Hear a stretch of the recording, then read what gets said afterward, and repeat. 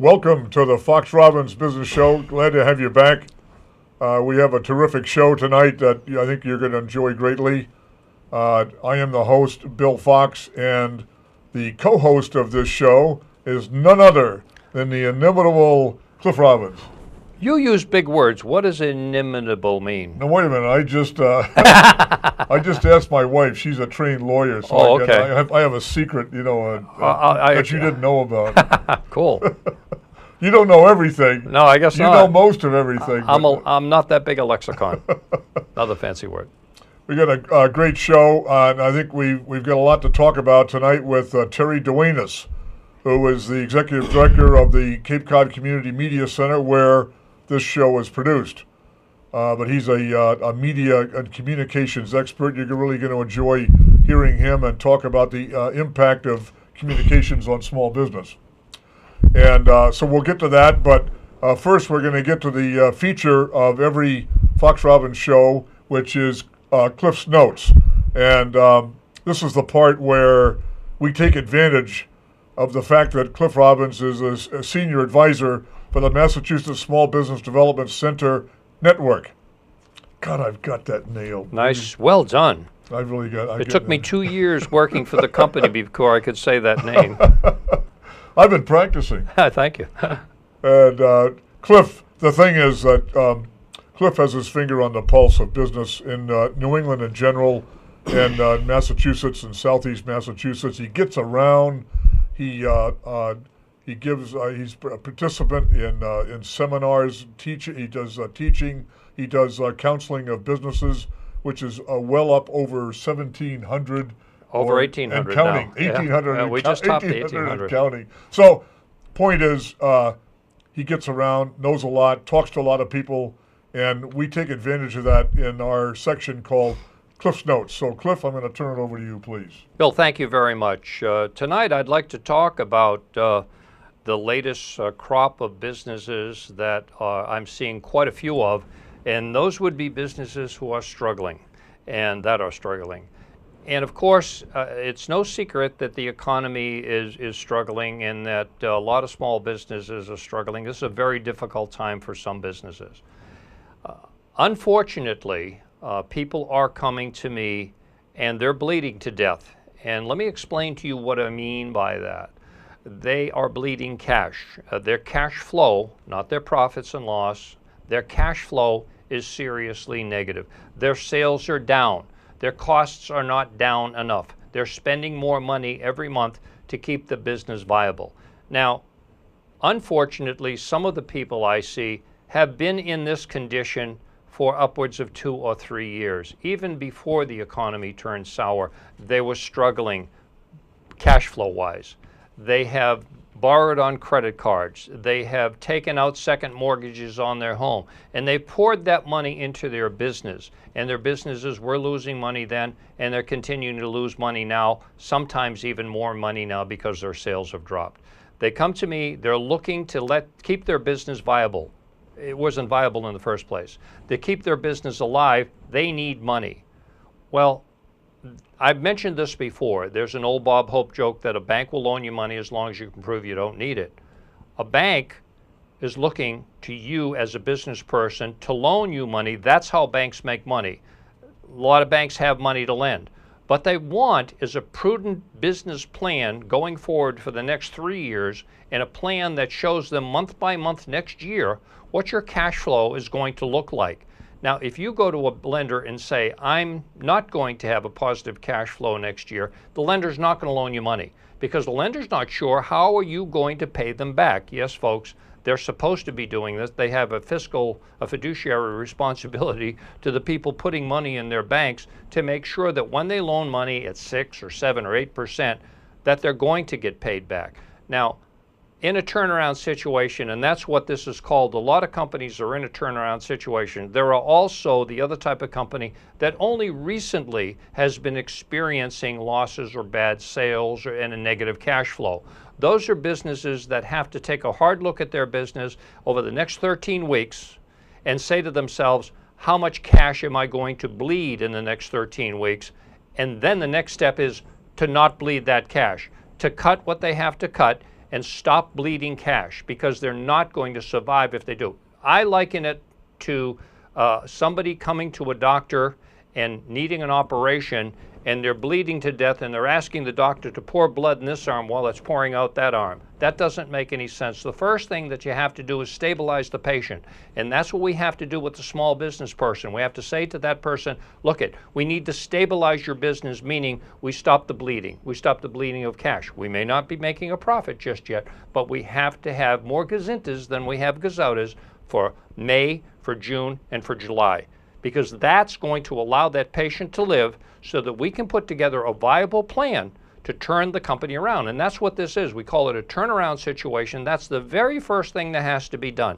So until you're able to do that, you're not in a position to show any lender, to go to any lender and say, please loan me money so I can pour more money into this business, because the lender wants to see this cash flow pro forma for the next 12 months that shows them how you're going to pay them back. And that's a reasonable request from anybody that's loaning you money. So please do yourself a favor. Take a hard look at your business, where you stand now, take a look at what your cash flow needs are going to be for the next 13 weeks, and make sure that whatever you do what you have to do to make sure you don't have a negative cash flow, because that's the kiss of death. In times like these, cash is king. It's always been king, but it's even more important now. We wouldn't have these conversations with anybody if they had millions of dollars in their checking account, because they got plenty of money to survive this downturn. So take a look at your cash flow for the next 13 weeks, and whatever you do, stop bleeding. That's right. And think about cash flow. I say to you, Cliff, cash flow, net profit plus depreciation. Mm-hmm. So I'm making a profit, and I add the depreciation, everything is hunky-dory. And Coach Robbins says, no, no, no. Right, not necessarily. I'm not talking profit. No, I'm not talking loss. There's a timing issue. That's the big issue. When? When is the check going to be written, and when is the check coming in? That's the issue. If I said to you, my customer is going to pay me in July, yeah, it is now April. April, right. And I have a salary, and I have heat, light, insurance, overhead, telephone, postage.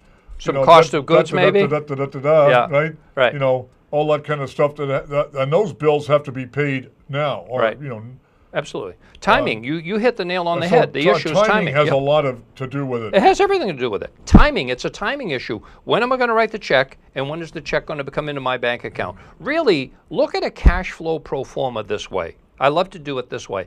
Look at a cash flow pro forma as if, I always ask people, quite frankly, I'll say to them, I never say, do you balance your checkbook, because a lot of us don't. Do you know how to balance a checkbook? Do you know how to look at last month's opening balance? Do you look at how much cash was deposited in your checking account last month? Do you look at how many checks you wrote last month? And do you look at what the cash balance was at the end of the month? That most people can do. Well, all I'm telling you to do is do it for next month.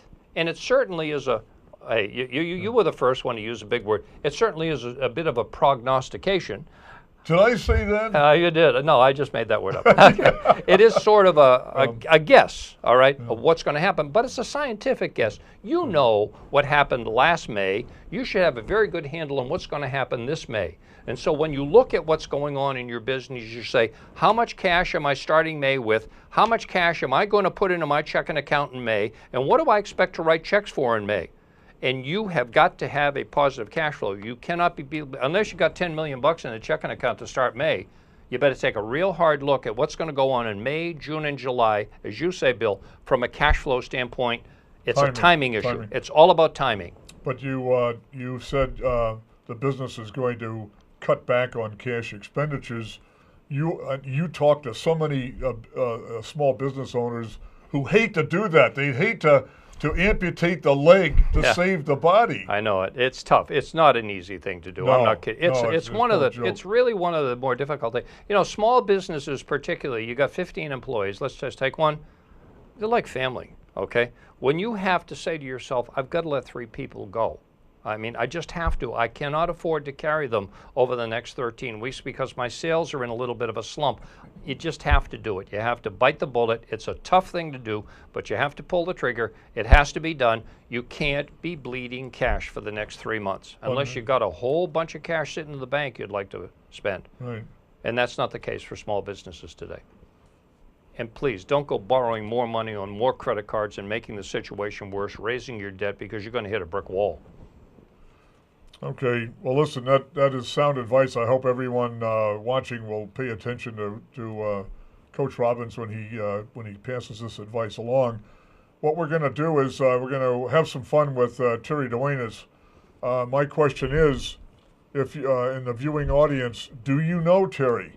Well, you say, I mean, many people do, but some people do not. He's a public figure on the Cape and hugely knowledgeable in communication and how communication has a beneficial impact on small business, either existing businesses or ones that are starting up. As I mentioned, Terry is the executive director of the Cape Cod Community Media Center out here in South Yarmouth. And he has served in every aspect of the operations at the Media Center as the Director of Operations for 9 years and the Executive Director since 1999.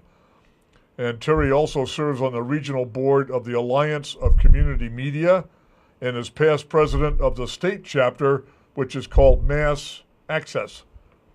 And he continues to teach numerous and advanced production workshops and seminars throughout the state, the region, and the country. And he has been involved in broadcasting for over 35 years with a BS in radio, television, and film from Arizona State University and a master's in public administration from Suffolk. Speaking of which, Suffolk, he's an adjunct professor for Suffolk now, which has a certification course in philanthropy and media. How do you like that one? I love that one. And he's also a freshly minted director on the board of directors of the Cape Cod Technology Council. Right. And that might, Coach, that might come into play tonight. Yeah, I think when Terry and I was sitting in the conference room and chatting about what we're going to talk about tonight, I found it absolutely fascinating. After we were done, you walked in, you looked at us both, and said, "You guys just did the show." I said, "Well, we'll repeat it again. Only this time we'll film it." Yeah. Well, speaking of which, Terry, it's great to have you on the show, and we're looking forward to having you as our guest. Terry, welcome to the show. Thank you, gentlemen. I appreciate it. It's great to be here. Good to have you on. I got to tell you, I really enjoy the show. I think the service that you're doing for the business community and the economic development of Cape Cod is wonderful. Thank you. Terry, you just say that to all the girls. No, you guys are good. But hey, thanks for having me on. And I know it's kind of unusual because being the director of Cape Cod Community Media Center, we're a nonprofit. So we're a 501c3. And I know the folks at home may start to think, well, you guys are a nonprofit. You're not a business. You're a nonprofit. Wrong. Wrong. We know as that. You and I were talking, as Bill said, hey, you guys just did the show. A nonprofit has to be entrepreneurial, business-like, watch their budgets, figure out where new revenue is going to come in, what can I sell. The way I explain it, the difference between the nonprofit and a profit is what you do with the profit. You're not going to distribute it to shareholders, but if you don't have any profit, A, you're not going to survive, let alone B, grow. Absolutely. And that's why you have to be a profit-minded nonprofit. And I think too, I think you hit the key that many of the nonprofits, especially in the industry that I'm in, and basically my industry is public, educational, and government access media. We manage television, cable access television channels. And I find so many of my colleagues, not only around the state, but around the country, don't think entrepreneurially. They're not thinking out of the box. And it's so strange because we're in a technology business. If you can't think out of the box in technology, you are going to be dead. You're going to die real fast. You mean things change on fairly quickly in technology, huh? I'll tell you, in technology, it's dog years. That's right. It is dog years, right. So it goes so fast that it's a buzz. Right. By the way, Terry, I know you have a board of directors. We do.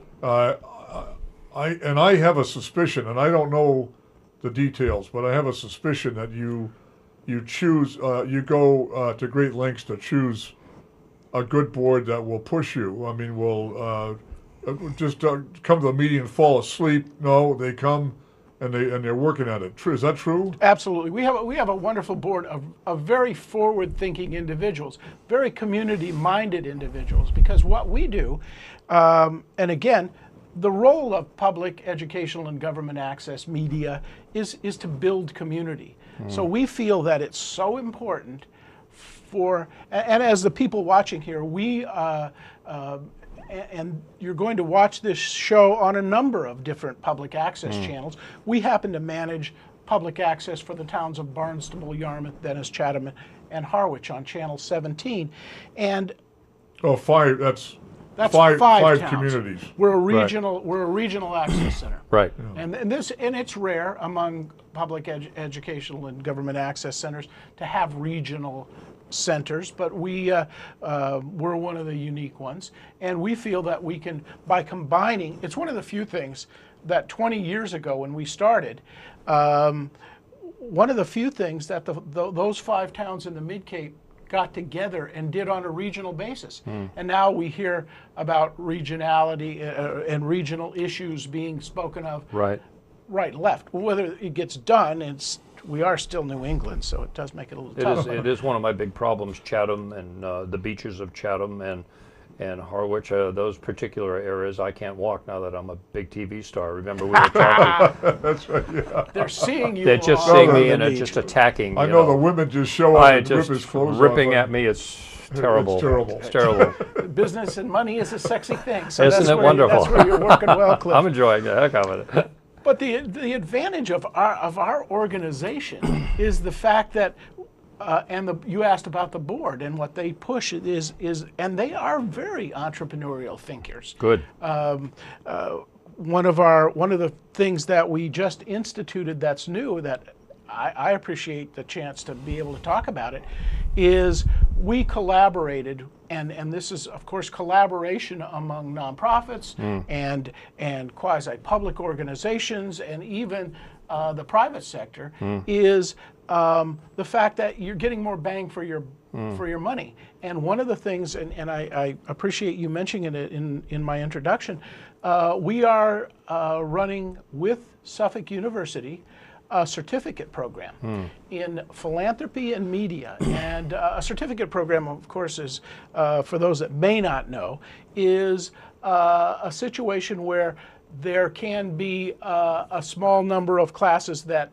pertain to a particular discipline. Right. And what we're doing is trying to create people who understand media and how to use it philanthropically in this day and age. I was going to say for the new millennium, but we're already 9 years into it. So we're 9 years into it. Really Right. Here we are. But as we start and continue to grow, it's so important that people understand how, especially in nonprofits, how they can use the media to their advantage, how they can use the tools of media, how they can work in and find dollars. One of the things that of course, in our little, we do 5 classes in the certificate in philanthropy and media, and again, it's collaborating with Suffolk University and the Sawyer School of Business and their Center for Public Management.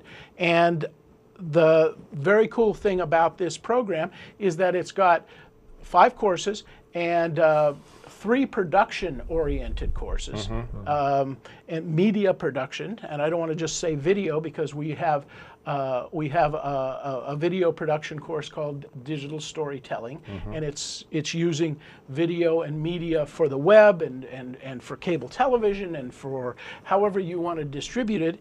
We're doing one on nonlinear editing, how to computer edit. We're using one called, we're offering a course called The Art of the Interview that Matt Pitta from WXTK is teaching, and we're lucky we stole Matt from Emerson University, and so he's staying down here exclusively and teaching this course for Suffolk and the Media Center here, and then 2 nonprofit courses, 2 actual, one nonprofit management that's taught by Professor Sandy Matava from the Center for Public Management at Suffolk, and Dr. Michael Lavin is teaching a course on grant writing and production funding.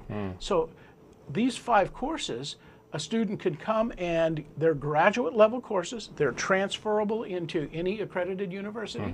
For an MPA, for Master of Public Administration. For a yes. Masters of Public Administration, for an MBA, or really for any field that they want to go into, they can transfer these courses in. Like, how much is the course, and what is the timeline for the course? It's about a year of study. Right. We'll be starting the next one in September. Right. The next series of courses. It is $3,600 for the entire package. Right. The courses are all taught entirely here at the Media credits. Center. 15 credit hours is what they will ultimately end up with on this. And they will definitely understand the workings of nonprofits and how video and media production could be used to be entrepreneurial. For a nonprofit, which started this whole conversation, because Absolutely. they have to be entrepreneurial, they have to think out of the box, as you say, they have to be growth oriented, and they have to be profit oriented. Absolutely. So that they can continue to expand the services, the good services and the good works that they're doing, because if they don't, then they're just standing there doing this all the time, and that's not going to get them anywhere. No Well, question now about it. the people in our viewing audience Yes. are the people in our viewing audience, Coach, are small business people Right. who are either currently operating a business Or want to. or people who want to start a business. And shouldn't they know about this training? Absolutely, because particularly, there's nothing wrong with starting a nonprofit business, particularly if you're going to do some very valuable work for the community, Sure. as you say. There's some very good jobs in nonprofit organizations. No, and for business and small business owners, and this is set up so they can take the courses. The courses are all either in the evening or all on Saturday.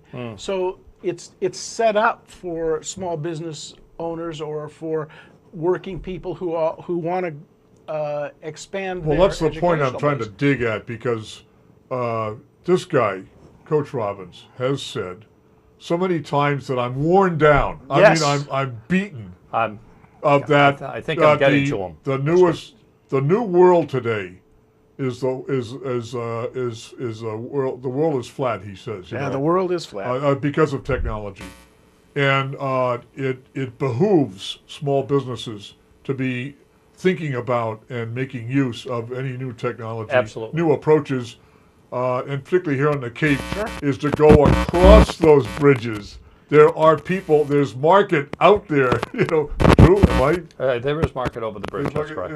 Anywhere. That's and what I call anywhere. exporting, remember? You said it Yes. could be Ohio, it could be Bangladesh, but whatever, it's out there. Yeah. But communication It is is the key. name of the game, and you're making me think that small business people should know about this training. Well, and again, it's designed to be with a bent on philanthropical uses, but that can also, it's the same principles apply. Right. In philanthropy and running a nonprofit organization apply to a business. Exactly the same thing. Suffolk Sawyer School of Business, the MPA program, which is the Masters in Public Administration, is identical, with a few changes, to the Masters in Business Administration. Yep. Same courses, same philosophy Same basics. applies. Marketing, Marketing, operations, Absolutely. planning, organizational, leadership, control issues, all of them are the same. It's a business. all the same. Or as Sonny said, it's business, Sonny. It's not It's not personal. Hey, before we run out of time, and there's lots to talk about with you, and you can come back on the show All right. anytime if you would. I would love to. Please, sir. Thank you. But before we finish this session, we want to know a little bit about the work that you are doing or will be doing as a newly minted, freshly minted director of the Cape Cod Technology Council, because you're going outside and trying to help sponsor business development Absolutely. outside these four walls. True?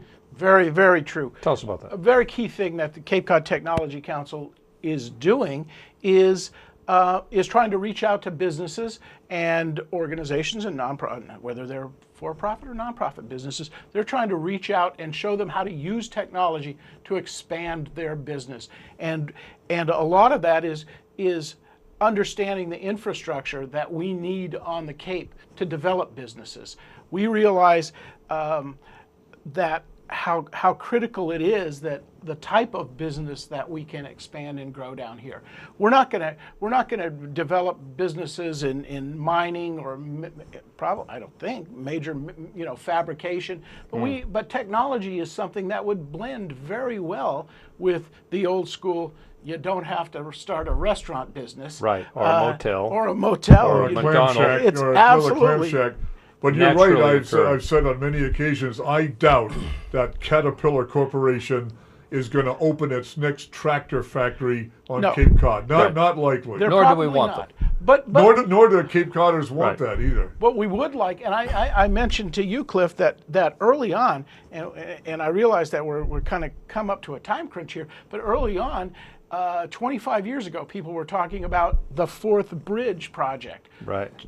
Sagamore born the railroad bridge, and the fourth bridge was the communication, the technology the infrastructure bridge. Of technology. Right. And we have not had that. So one of the things that it is not exactly a spin-off from the Cape Cod Technology Council, but the idea of Open Cape, and I hope that I can encourage you to ask Dan Gallagher or Therese Martin from the Open Cape project to come on and talk about it. But they're going to talk about the idea of Open Cape being a fiber infrastructure that runs that really ties us all in from Dartmouth to the rest of the world. To the rest of the world, right. And down the Cape to Provincetown. All the way to Provincetown. Yeah, I mean, I hate to steal one of Dan Gallagher's lines, but he says that we're the North Korea of. I heard him say that. We're the North South Korea. I forget. We're the North Korea. The North Korea of Massachusetts, which is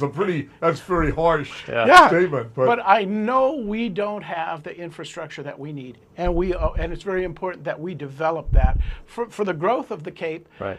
And for the longevity, because we can't make it on clam shacks and motels. Right, because that's what gives us this lopsided economy, and that we cannot sustain over a long period of time. And I realize we fight that, and we fought that for a number of years, and it just ain't going to work anymore because those little seasonal restaurants, we have a year-round economy that's got to function as a year-round economy, and we have to look at the way that's going to go.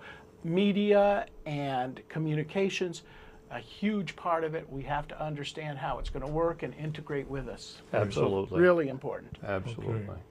Well, that's great, and but we could have you back on the show and help us some more on future episodes. I really would like I don't to feel talk like more. We started. Well, we can't. This is only a half-an-hour show, unfortunately. Yeah, because you told us keep it to a half hour. Yeah. It's all your fault. No, I blame on myself. It's always good. That's right. That's anyway, right. Terry, thank you very much. Thank you, Cliff. I appreciate it. Thank you very much for coming to the Fox Robbins Show for this episode.